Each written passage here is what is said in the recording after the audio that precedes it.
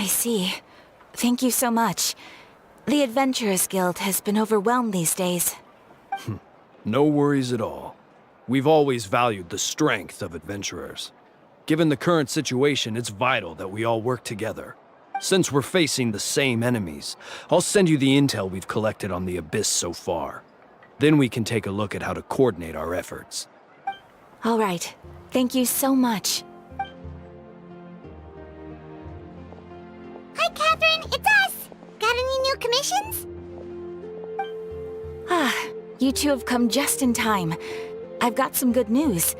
The Pyro Archon has finished assembling her forces and stationed them all across Natlan. Given how the Abyss has ramped up its activities lately, we can no longer afford to act only after receiving news of an invasion. So the Pyro Archon suggested that the Scions of the Canopy and the Adventurers Guild focus on collecting and disseminating intel. That way, we can stay informed of everything that's happening across the land.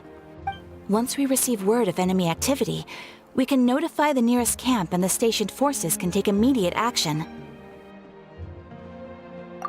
Yes, precisely.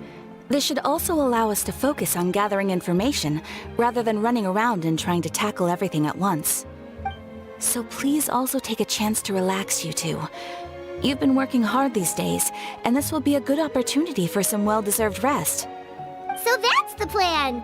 Whew, we can finally stop and take a break! Paimon knows that! It's not like Paimon just wanted to lay here and do nothing! The movements of the Abyss are always unpredictable. There have also been times when it suddenly became more active in the past. The people here generally see it as something like an acute natural disaster. Once the disaster is over, everyone will return to their normal lives. We just all hope that day will be sooner rather than later. Oh, right. Most people have no idea just how bad the situation has gotten in the Night Kingdom.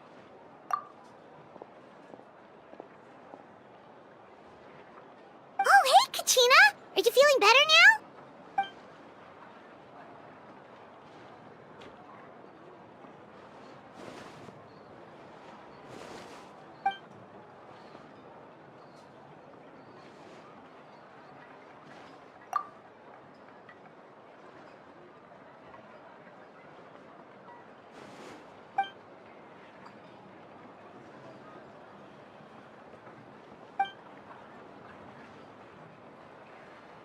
Wow! So we'll finally get to meet Xilonen, the legendary forger of ancient names!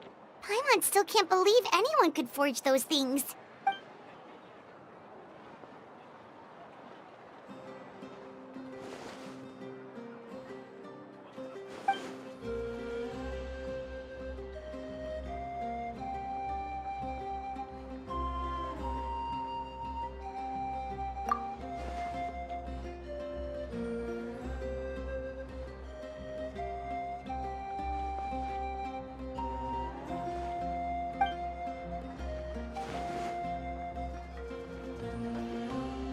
Hey, have some confidence in yourself, Kachina.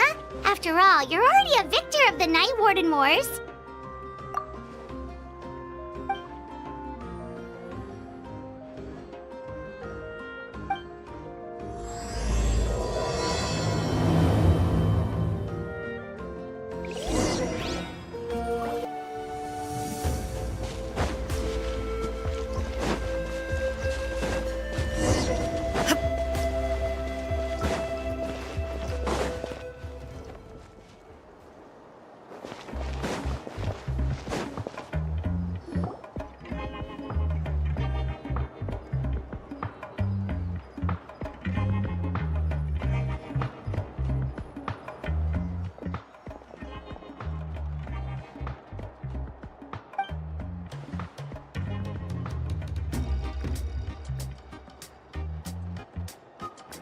Ah, yes, so I've heard.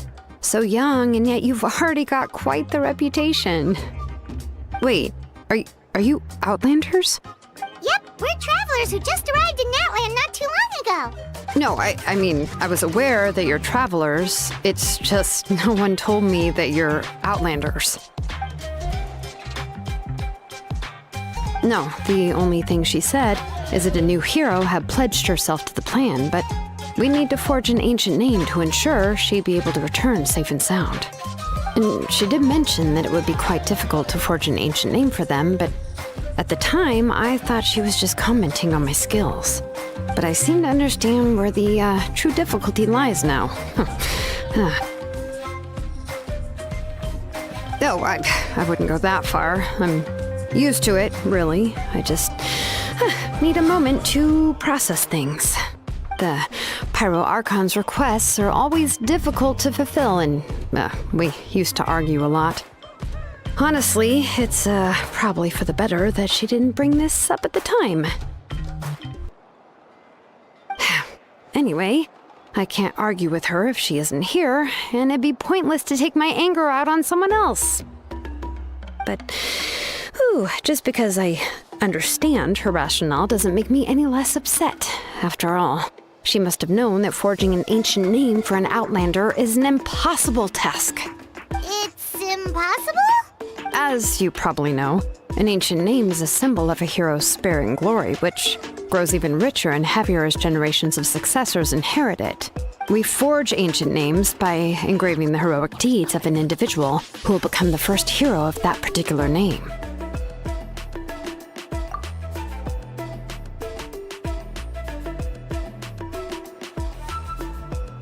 But they were all performed outside of Natlan, correct? Yeah, that's right. Then those deeds haven't been recorded by the Night Kingdom.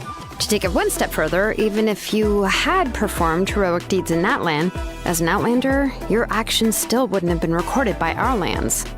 Only memories and experiences that have been acknowledged by the Wyab can be used as a basis for an ancient name. Even the greatest of craftsmen cannot create something out of thin air, you know. That's just how it is. Seems the Wyab don't want just anyone to get a name, huh? Mawika, of all people, should know better than anyone, yet she's still entrusted the task of forging the ancient name to me. Oh, Paimon gets it. Nobody's happy being asked to do the impossible.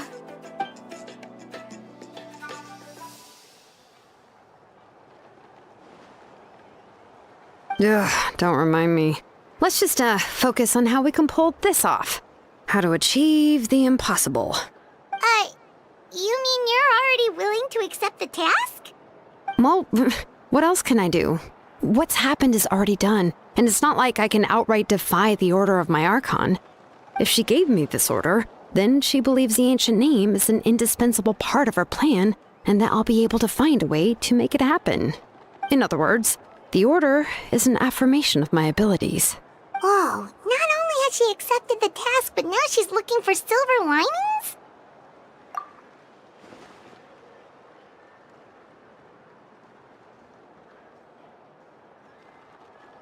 The key is getting the Wyab to somehow acknowledge the traveler's existence and record her heroic deeds. We heard the voice of a Wyab when we were in the Night Kingdom before. We even had a whole conversation with her. If we can talk to her again, maybe we can figure something out together. Well, every tribe has their own Wyab. How do we know if the one you met is indeed the best one for us to talk to? Plus, considering the unprecedented nature of this situation, I have a feeling that the acknowledgement of one Wyab alone would probably not be enough. I don't know. That requires a level of knowledge that I do not possess. We need to find a consultant who's an expert on all things Night Kingdom and Wyab. The first person who comes to mind is Xilonen at the Masters of the Nightwind, the one we call Granny Eats to Lead. Oh, we've heard that name before. We used her spirit speaker stone to find Kachina's ancient name. A person who can make something like that must be pretty impressive. I'm sure she'd be able to help. Still, she's older now and quite eccentric. It's hard to even book a meeting with her, given that she's constantly holed up in her room and doesn't like to be disturbed. I've heard that to get her help, you have to be extremely patient with her and know how to keep her spirit up. I hate to break it to you, but... Huh. Why is that? I mean, didn't she already help you before? And you even managed to save Kachina. Well, yeah. At the cost of her spirit speaker stone being split into two. Great going, Mawika. We're already off to a rocky start here. In that case, I guess your only option is to try to emphasize that this is an important order from the Pyro Archon. Hopefully, Xilonen would still want to show respect to the Archon. I'll also write you a letter on your behalf. If you can find someone to deliver it and mention some good things about you, then that should help too.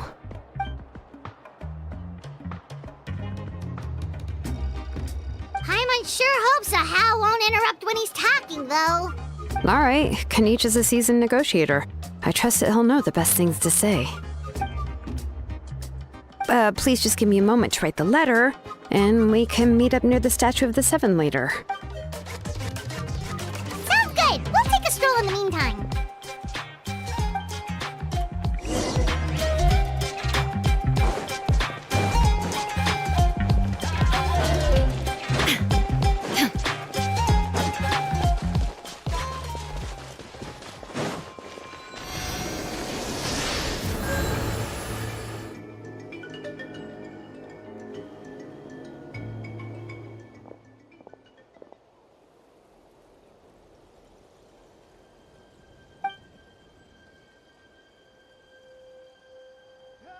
I'm sorry to put this on you, Kanich. It's just that you're probably the only person who knows how to deal with her.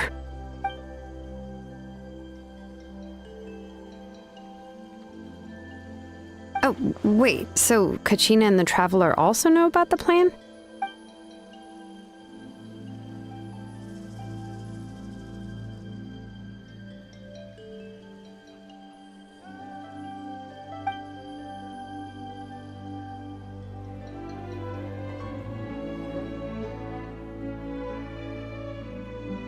Right. She mentioned there are 6 heroes and that Xilonen is one of 4 that have already been acknowledged. Oh, well, then I suppose there's no need to keep any secrets between us. Having companions walk by your side is perhaps the best solace when facing such a bleak reality.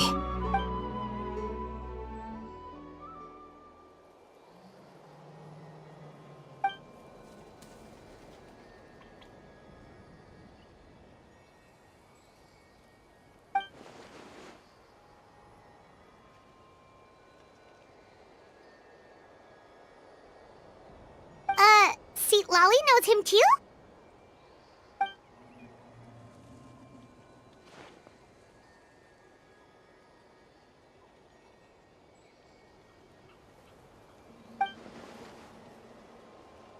Given how the Masters of the Nightwind love to babble about dreams and revelations, they're already a pretty strange bunch to most. I've never met Auroran, but if they consider him the odd one, he's got to be pretty far out there.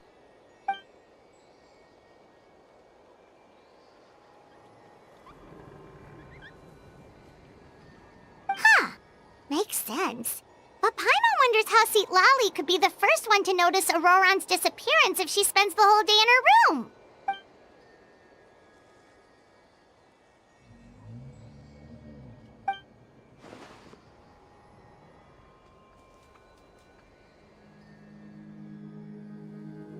Huh, so if I'm following, you mean we'll help her investigate Auroran and the captain's whereabouts?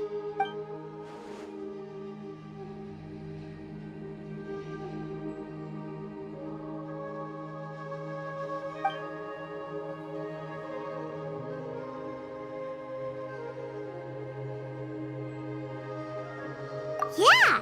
Plus, we kinda owe her one anyway to make up for breaking the spirit speakers down. This is a pretty well thought out plan, as expected of Mollypo Kanich. Then, yeah, I'll leave my letter to you. Let's hope Xilonen can meet at the stadium in 2 days.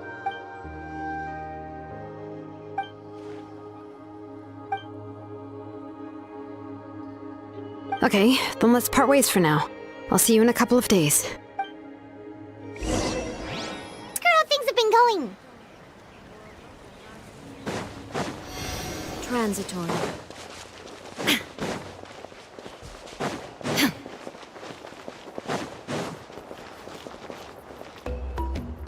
Hey, Xilonen, how's everything going? Oh, hi, Traveler and Paimon. I have, bad news. Xilonen did not reply to our request, although I suppose I'm not too surprised. Huh? You mean she didn't even bother to give Kanich a response? Guess she really does have quite the ego then. Yeah, well, she can be also quite eccentric, though she's one of the most gifted people around. Even the Masters of the Nightwind often struggle to work with her.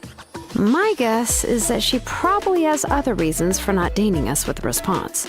But let's go to the stadium and see if we can meet her there. If we do get a chance to talk to her in person, we can still try to work something out.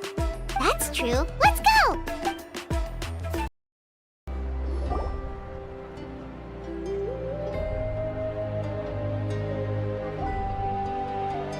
Paimon doesn't see anybody. Seems she's just not gonna show up, huh?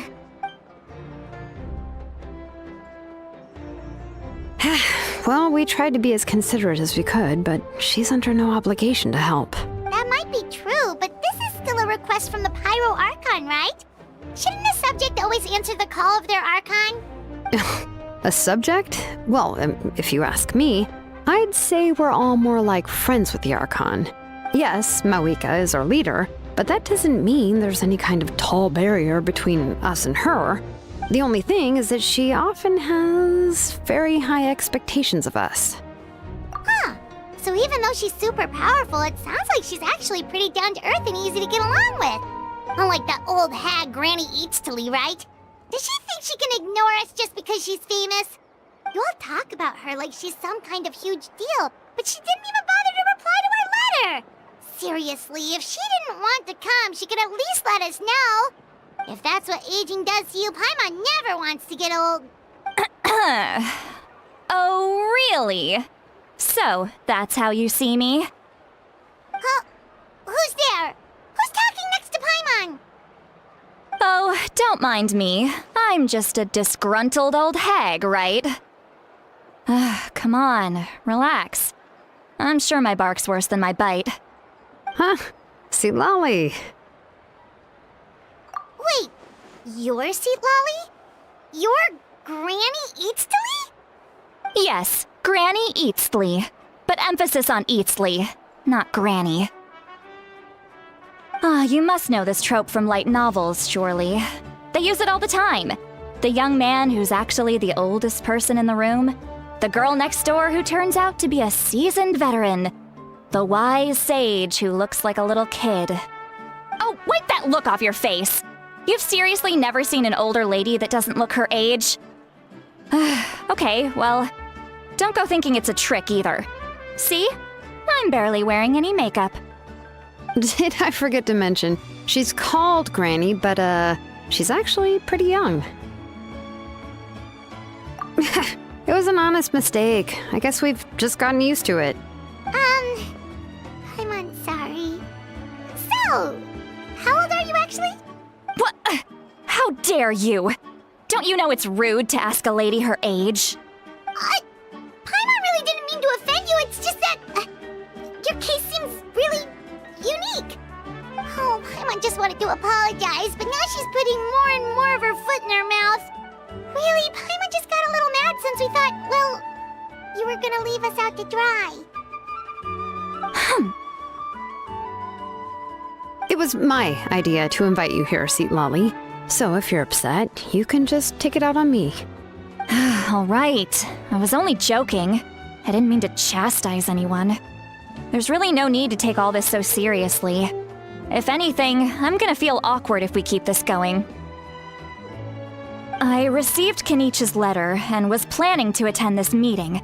Since I had already decided to come, I figured there was no need to draft a reply that simply said, "Understood."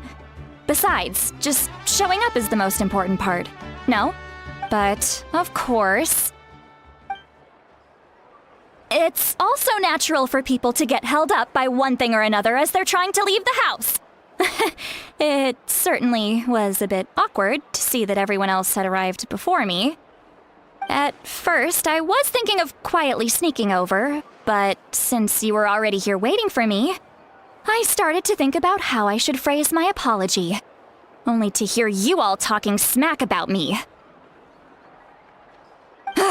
Anyway, that's the whole story.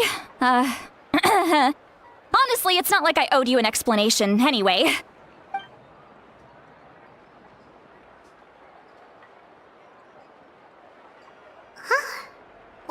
was that expression? Was she feeling embarrassed just now?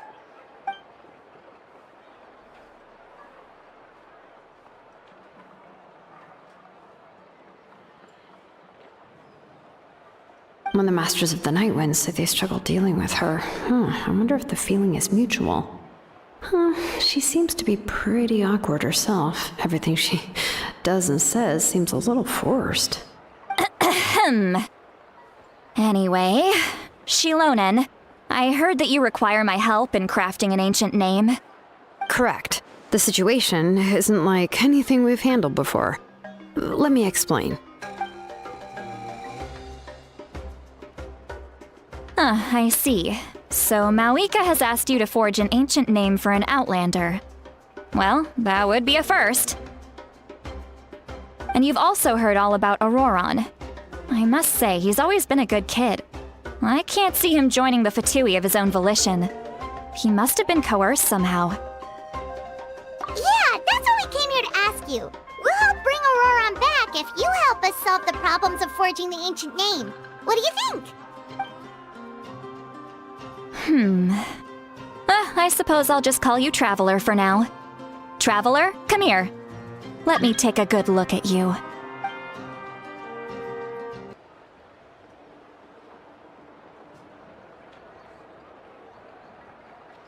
Wealth leads to unending conflicts between people. Yet you alone transcend the value of gold. Baleful thunder and wrathful waves bring terror to mortal hearts. Yet again and again, you've braved them to find new worlds. O weary yet free soul, even the most verdant leaf in the forest will pray for your happiness and safe passage. Those are all the things that I could see in you. You've experienced far more than even most mortals could dream of.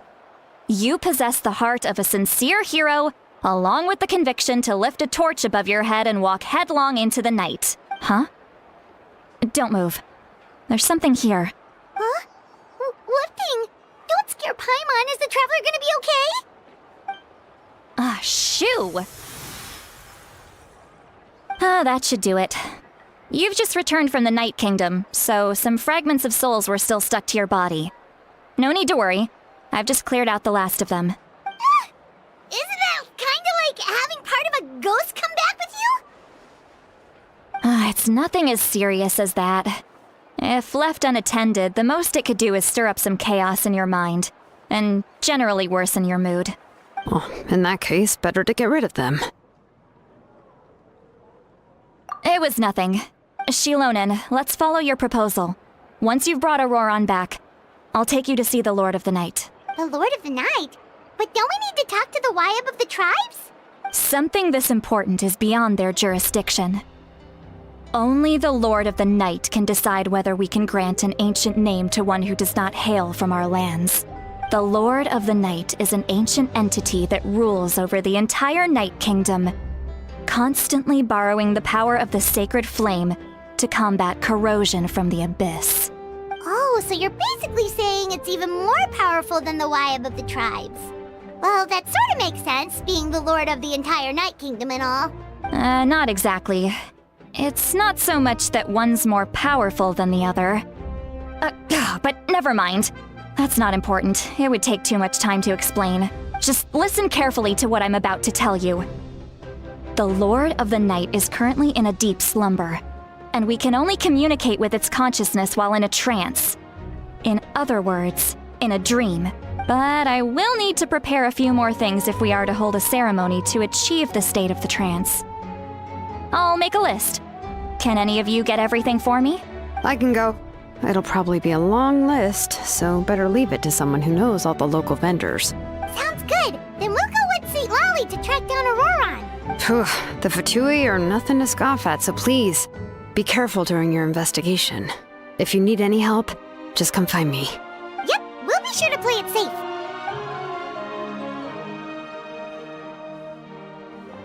All right, now it's time for us to catch that brat and bring him back. I'm sorry I made you wait earlier. It was actually because I decided to swing by Auroron's place to look for clues. He has always lived alone, and I found a broken jar in his house. There was also something off about his phlogiston aphids, which I assume is because their keeper has been gone for quite some time. And interestingly enough, I saw some slash marks in the house that did not match any of our local weapons. My guess is they were left by Snezhnayan arms. Oh, sounds like the Fatui broke into his house and took him hostage.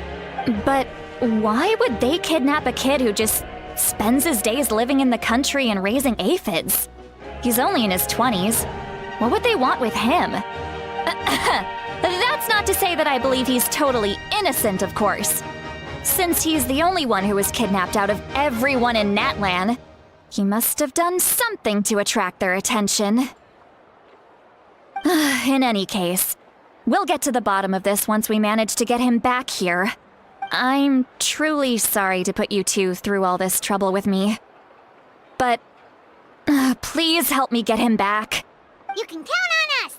All right, then let's start by heading to where Auroron was seen last.